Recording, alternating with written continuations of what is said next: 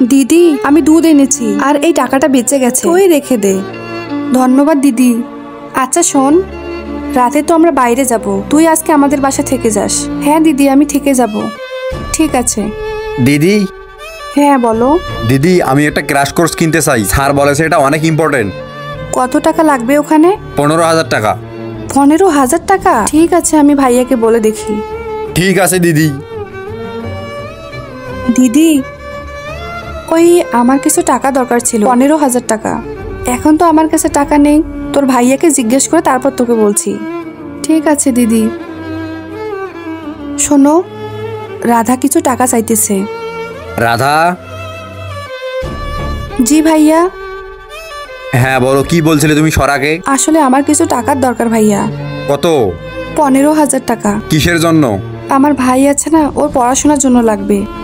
আর তুমি আমাকে ফেরত দিবে কবে? আপনি আমার বেতন থেকে কেটে নেবেন ভাইয়া। দেখো টাকা আমি তোমাকে দিয়ে দেবো, কিন্তু একটা শর্ত আছে। কি শর্ত ভাইয়া? ওই টাকাটা তুমি আমাকে কখনো ফেরত দিবে না। কেন ভাইয়া? আরে তুমি আমাদের ঘরে এত কাজ করো, আমাদের ঘরের কত খেয়াল রাখো, আর আমাদের বাচ্চাকেও সামলাও, আর তোমার কাজ শেষ হওয়ার পরে যদি আমি তোমাকে কোনো কাজ করতে বলি তাহলে তুমি সেটা অনায়াসে করে দাও। তুমি কখনো আমার কাছ থেকে অতিরিক্ত টাকা চাওনি, যেমন তুমি অতিরিক্ত কাজ করো। আর তুমি আমাকে ভাইয়া বলো না? জি ভাইয়া। রাখি আসতেছে, তো এটা তোমার ভাইয়ের পক্ষ থেকে অ্যাডভান্স একটা গিফট। ধন্যবাদ ভাইয়া।